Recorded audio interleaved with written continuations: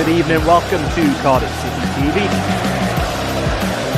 Well, shooting opportunity. Oh, it's brilliant. Oh, it's that goal!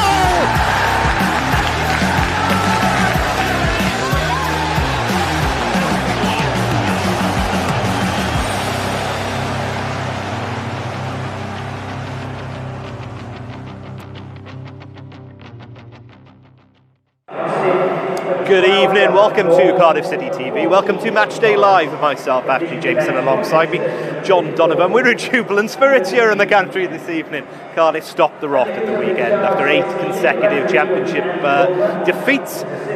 Very, very hard fought 3-3 draw indeed away at Stoke with a miraculous comeback. Cardiff trailing by 3-0 after just 46 minutes, and then the floodgates opened at the right end for a change. 3 goals in a matter of 5 second half minutes, and it could have been even better, John. For 60 minutes, it was as worrying and troubling as we've watched all season, and then a bit of luck with an opening goal, and then you could just see the confidence coursing back into the players, and suddenly Cardiff looked a vibrant front foot football team. You're absolutely right, Ash. I guess I'm the eternal optimist, or translate that as fool for some, but I actually thought there were some green shoots of recovery in that first half, despite being 2-0 down. I thought some of the football or the intention of the football was good. I thought we were trying to be more expansive. I was actually messaging you while we were commentating, or you were commentating, and saying, you know, we're not used to being expansive, and I felt there were gaps, and I felt that it was taking some getting used to, and there were certain times where Stoke could have driven a bus through our line of midfielders and line of centre halves.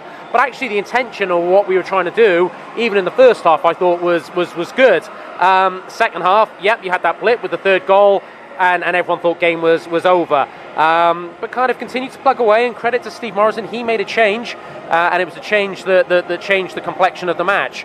And Cardiff, they got a bit of luck on that first goal. I thought Ruben Colwell had a very good game, but that keeper should save that goal. He doesn't. Maybe that's that little change of fortune Cardiff need, and they go on then to play some very good football and score 2 quick goals afterwards. So, yeah, 3-3, absolutely. The draw stops the rot, but just the whole 90 minutes, even when we were 3-0 down, I thought, there's something a bit different here.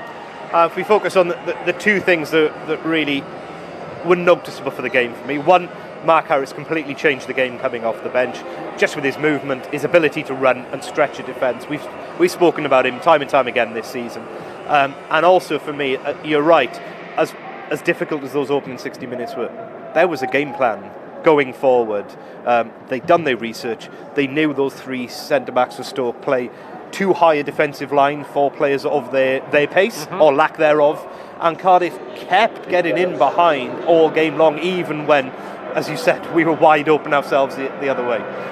Timing of the pass, timing of the run, it was all different. We weren't looking to go back to front immediately. We were looking, and I know it's a horrible football cliche, we were looking to play through the lines, and we were taking opportunities to spot gaps when they were there. And it became more difficult for centre halves. Mark Harris, yeah, I've been banging the drum, you've been banging the drum for a long time. It's not just that he stretches the game and he can go in behind. That threat, even if he doesn't get the ball, because he's stretching defenders, he opens up spaces for players like Colwell to play in, or Moore if he wants to drop deep, or maybe even a Will Vokes if he wants to step forward. So that's the benefit, I think, of Mark Harris. Yep, he can get onto a ball running in behind. He scored a beautiful goal. That second goal was a lovely goal. Great ball by Keeper Moore. Great finish by Mark Harris. But even if he's not getting the ball, Ash, to me, because he's stretching the game, he's opening up that key pocket of space between the opposing team's midfield line and where their centre halves are, allowing people like Colwell to go in there and play. So I want Mark Harris to have a run of games. He's got to follow it up tonight. Maybe that's the one criticism of Mark Harris. A good performance isn't necessarily followed up by another good performance. Consistency needs to come now. But for me, he's earned his place, Ash, and I'd like to see Mark Harris given a run of games. That said, and let's shift focus to this evening's team, just the one team from the team that started at the weekend, and it's not actually the change that we might expect. Mark Harris starts on the bench again, but Marlon Pack returns to the centre of midfield. So Leandro Bacuna, who had a really good second half, drops to the bench, but second game in 4 days after recovering from that knock at Swansea, perhaps just one too many. Yeah, and I guess you're absolutely right. Just clarifying the Mark Harris, I want him to be used frequently, and I want him to have game time. So that's what I mean about him, being now a senior team member. So he needs to be utilised more. Leandro Bacuna, you're right, I thought the second half was a real confidence booster for him. Again, in the first half, I thought him and Will Vokes were stretched. They were trying to play football. There were times where I thought the gaps between them were far too big. Marlon Pack comes back in. I think Marlon Pack, and I know people have different opinions of Marlon Pack, in what has not been a great season so far, I think Marlon Pack's been one of our better players. I think he gets on the ball, he can dictate play, I think he can pick up the ball from centre half, and I think playing now a different style, a Steve Morrison style, I'd like to see Marlon Pack on the ball more and dictating more of the play. So I welcome Marlon Pack back in there, and I welcome the fact that Leandro Bacuna is now considered a central midfielder again, and not a right wing back stroke right winger stroke auxiliary striker, whatever you want to call him. And because of that decision, and because of some more good news this evening, which is that Joe Rolls is fit enough to return to the matchday squad again and return to the bench, you've got options across the pitch. So a word for Rolls, who, Cardiff have missed badly, always do when he's out of the team, but specifically this evening. And also a word for the skipper, another player who Cardiff always miss badly when he's not in the team, becoming this evening with his 290th Cardiff appearance, second most on the appearance list this century, behind only Peter Whittingham. He's vaulted Kevin McNaughton, much to the chagrin of the little Scot, into second place. I think it might benefit Sean Morrison that move one place across. He's now playing as the middle of the three, and maybe he doesn't have to go into areas he doesn't want to, and he can command. And Aidan Flint, I think, has been very, very good, or since his renaissance. Certainly didn't let his head drop on the weekend. He made an impression off the bench. Contribution. You're absolutely right. So Aidan Flint, he's going to have to win his place back now, and I'm sure he'll take that fight. But I don't mind that move from Morrison. One over, maybe just has to do less running, go into less uncomfortable areas for him. He is a warrior. He's a goal-scoring threat in the opposing's box.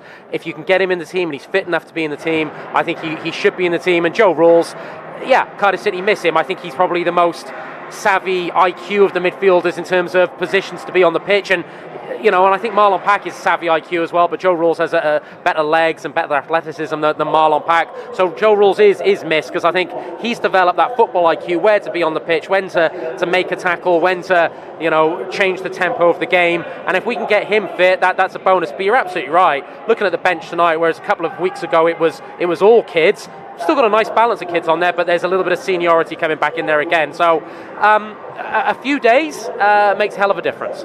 John, thank you very much. We've spoken about Sean Morrison there. Let's hear from Steve Morrison, 1R, ahead of this evening's game with QPR. It was huge, and that's the most positive thing to come out of it, to get the cohesion of the group together, and just to show that we can score goals, we can do better than what we were doing. We've scored goals, we hadn't scored goals. We've been conceding goals, we're still conceding goals, so that's something we need to stop. But as I said, I think I said it at the weekend, your three front players, your three Welsh lads stepping up and scoring the goals, and really, really good goals they were as well. And people question the players, but I think right there, and the pictures that have come out after it, and the celebrations, and the attitude, and the desire to not throw in the tools and throw in the towel when you're 3-0 down, was there for everyone to see. So anyone who's questioned them in the past about, are they still trying, are they still playing, are they still fighting, I think that showed that they are. All we can do is try and do as much as we can on the training ground, and I feel like I've got really, really good buy-in from the players. I think you can see that on Saturday. They took it on board. Everything was up. You maybe don't take as much notice as the stats as we do, but everything was up. Possession was up. Shots and goals were up. Expected goals was up. It was twice Stoke. It was everything was up. So it's a step in the right direction. Off the back of that, we scored 3 goals. So as I said, from my point of view, it's try and change as much as we can within reason, obviously, because we've only got the players we've got. We've only got the resources that we've got. We're outside of a transfer window. We can't do anything personnel wise. We've only got what we've got. So the biggest changes: belief, confidence, being brave. Ultimately, we was failing anyway. So we need to try and change something, shift in mindset. And I said, hopefully that last 40 minutes on Saturday has done that. Yeah, it'd be great to get a positive result on Wednesday. Yeah, look, can't wait. I said it after the game. It's been an honour, absolute privilege to stand there and on the touchline, and hopefully there's 20,000 people there like there was on Saturday at Stoke, and the noise that the 1,000 made who were there were fantastic. And yeah, to have everyone there together, no negative atmosphere, all positive, and hopefully the players playing in a positive way like they finished the game the other night will be fantastic, and exactly what it's all about. And I said it'll be thoroughly enjoyable, and hopefully less stressful as it was Saturday.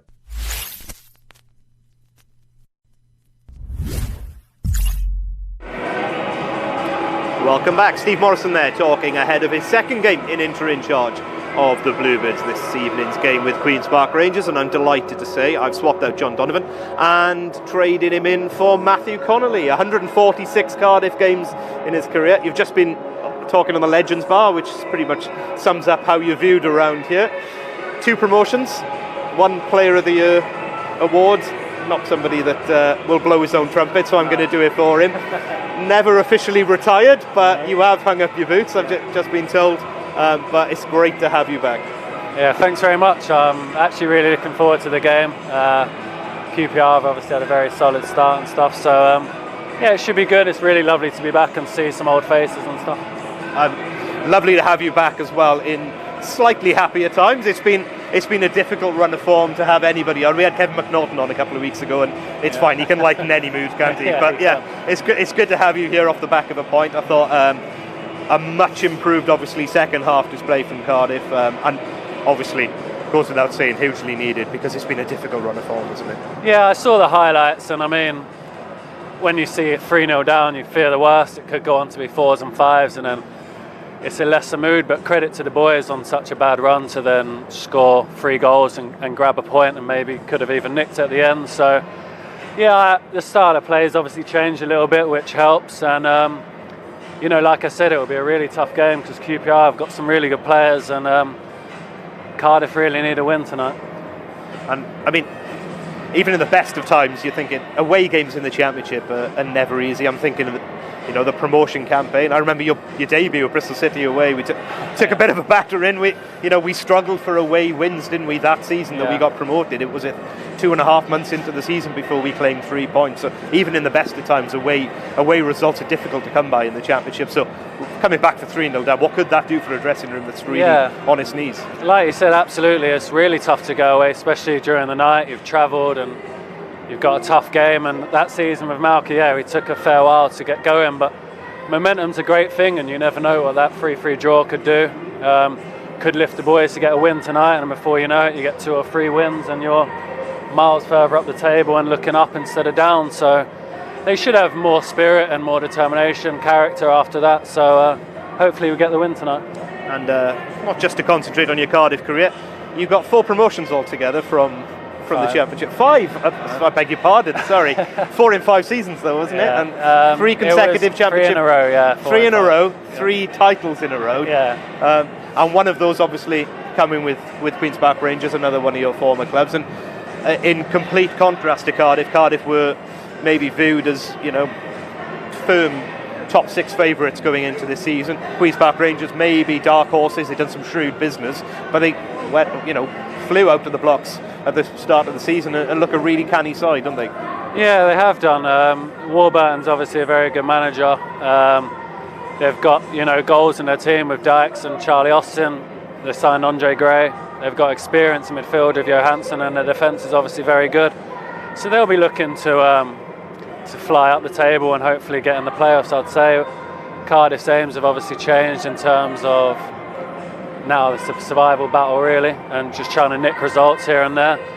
Going back to our promotions, my one with QPR is my first one with Warnock, and that was a really good season because it was my first. I was quite young, and we had some real good characters in that dressing room. And then of course 2 seasons later I came here, and it was a similar story really. Malky was a great manager, had great experience in the side, attacking players, strong defence. And here was a real fortress. I think we won 10 in a row at one stage. So, yeah, I've been lucky enough to be involved in those, and I'd love to see Cardiff back and then make more of it this time.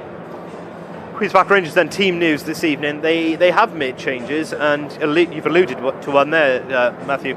They've gone with two up top this evening. I think they've been at their best and at the most free-flowing this season when I've seen them, when they've gone with two 10s. So they've gone with Chris Willock usually and Elias Chair behind the striker. But you can see in recent weeks, Mark Warburton been trying to shoehorn two strikers in there and trying to reshuffle the midfield pack a bit today. And it's Gray and Dykes. Dykes recovers from that knock at the weekend and gets the start with Jess Chair in behind. Yeah, I mean, Dykes' scoring form's been excellent both for QPR and Scotland, so he's going to be one to watch. And Andre Gray's record in this division speaks for itself. He's scored goals everywhere he's been. He's a threat in behind, holds the ball up well, and Chair's like the second coming of Adel Taraf apparently. So that'll be interesting. But they're really well organised, and like I said, there'll be a real strong opponent tonight, and we'll have to be at it tonight. And the other change for them this evening, the noticeable change, is the dynamic in the midfield. No natural holding midfielder. They've gone with Johansson and Dazelle, two out-and-out ball players in there. Yeah. And they've had to shuffle the pack a little bit in the wing-back areas. So Ordebaj is going to play on his weaker left-hand side. And Albert Adoma, a player we obviously know well, Uncle Albert, is going to have to fill in a right wing-back. And again, another player who wants to play football on the front foot and not necessarily have to defend. Yeah, they've got really good footballers on their side. Johansson's a very, very good player. He proved that at Fulham over the years. Like you said, no holders, but I think they'll expect to have the ball for a lot of the game. So it's up to Cardiff to press and win it back and get down the sides where, like you said, Adoma will probably be further forward. There might be a gap in behind there where we can exploit. So we'll have to work it out during the game, but I think the first 15-20 minutes is going to be very important to keep it tight and then grow into the game, I think. Finally from me, before we get ready for commentary, as somebody who played a lot of their career at right back and a lot of their career at centre back and flitted between the two, are you slightly envious that now everyone's playing three at the back, because you were perfectly suited to the right on a three, weren't you? Yeah, I did that a few times for Warnock, and I actually really enjoyed the back three, but looking back, sometimes I might have kicked my toys out of the pram a little bit, but it's the best job in the world, if you get asked to play there, just give 100% and get on with it. And I always had good people in front of me. I think I had Tommy Smith, Bellamy, Craig Conway, people like that all through my career would work back and I can go forward, and I really enjoyed that time actually looking back. And again, I enjoyed playing centre back with Bruno at times as well, and Mozzo. So yeah, it is nice to play a free, but it's what a job to play where you get put. You're being very, very modest there, because you were the best right back in the division during that promotion season, and you won a Player of the Year award at this club playing centre back. Yeah. Bruno Manga, not a player we get to talk a lot about on this, but fond memories of watching him play as a player. I imagine you've got very fond memories of playing alongside him, because he was an absolute Rolls Royce, wasn't he? I actually just did an interview downstairs and they were talking about good signings the clubs have made, and I think he's one of the best signings the clubs maybe ever made, in the top 5 at least, because ball playing, fast, strong, calm. He was excellent. He filled in, he did a great job, he never moaned. I thought he could have played in the Premier League at maybe an Arsenal or something like that down over the years, because there's no way Chambers or Rob Holding are better than Bruno. I know he's only in the Championship and stuff, but when he was in the Premier he was excellent as well. And then when he was leaving here, I was very surprised no one came in for him. Maybe they did, and maybe he wanted to go to France, but he was superb. What a great player. And a lovely guy to boot. Lovely guy. Thank you very much. No problem. That's all from us pre-match. I'm delighted to say Matthew Connolly's sticking around though, because he's going to do co-commentary with me this evening on Cardiff City TV. So let's get to our usual pre-match VTs, and we'll have live commentary of Cardiff City and Queen's Park Rangers the other side of these messages. Yeah, we've watched them quite a few times actually when we've been at the hotels overnights. They've played quite a few Friday games. And they're a good team. They seem to be a bit streaky. They can go on, great runs and then have a couple of bad results. And but they're a good team, talented players. I think Lyndon Dykes up top causes problems. He's physical. So yeah, they're a good team. They play nice football as well at times. But we've hopefully done enough work and research to negate enough of that, and and get a result. But there's no doubt about it. They're a good team, but you could sit here and go through, I think, every team in the Championship now and look at their strengths, and their strengths outweigh their weaknesses for sure. I think we have to see it as an opportunity as opposed to, a bit of a burden of 2 home games where you have to get results in. I think we have to see it the other way as an opportunity to finish before the international break with a bit of pride and some points on the board that we desperately need. And you can't ask for much more than 2 home games, 2 games that will be tough but are winnable, like any game in the Championship is, which has been shown this year. So I think tomorrow night be lovely. I'm sure you've done all these press and the players are saying the same things, but it'd be nice to just get that win and then see where that can take us and build a bit of momentum. Saturday felt like a win, but it wasn't. It didn't get us 3 points. It got us a point. It was just sometimes you do need fresh eyes on it, and you do need a fresh start. And I feel a bit guilty saying it as a player because we have to take responsibility for a lot of, poor results. But that's the nature of football. And Steve's come in, and he's fresh eyes, but he also knows us because we train quite close together with the 23s. That's something that Mick and TC did, which is credit to them. Brought the 23s in with us, and he will have seen a lot of us. So it's not been that much of a big transition.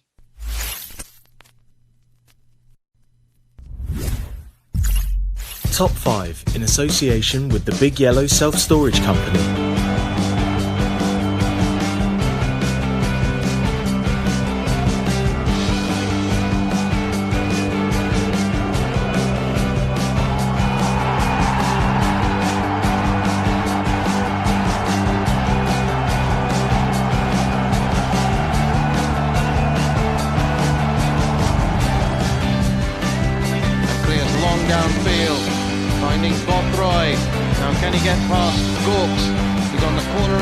Rangers area. Left footed cross comes in. That was a handball. Oh, it's a goal for Cardiff City. Play on to the referee. And Bellamy has made it 2-1.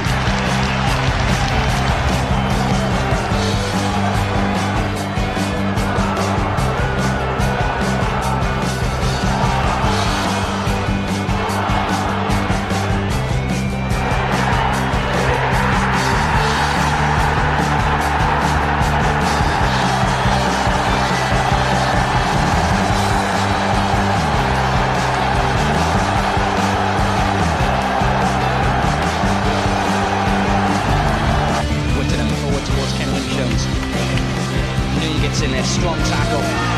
Peltier does well also. Now Joe Balls. Good ball to find Malone in space. Edge of the box. Scott Malone left footed. Oh, what a strike, Scott Malone! Cardiff have equalised in the final minute, and it's a beautiful goal from Scott Malone. And the irony of it all is the Queen's Park Rangers are incensed with a poor refereeing decision.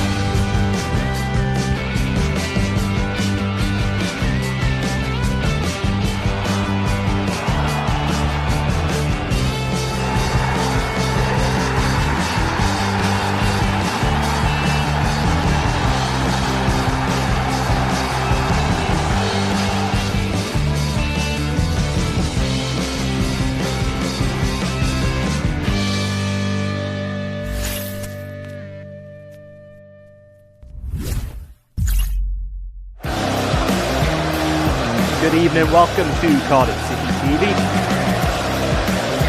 Well, shooting opportunity. Oh, it's brilliant. Morrison, goal!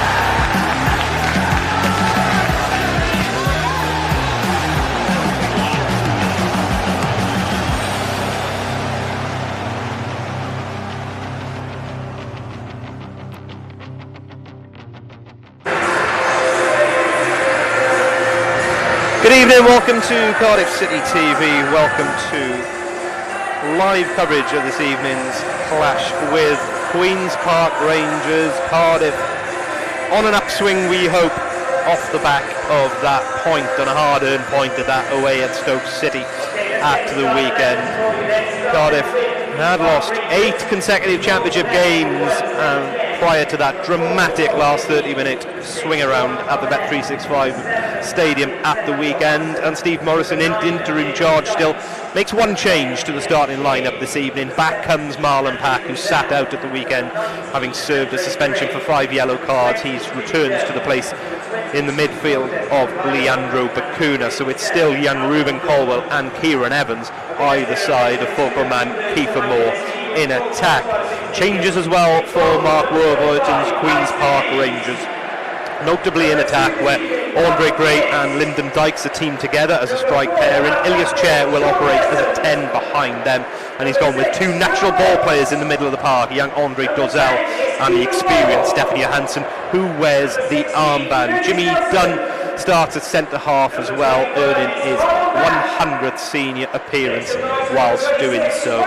Cardiff have a pretty torrid record over Queen's Park Rangers over the years, not least here.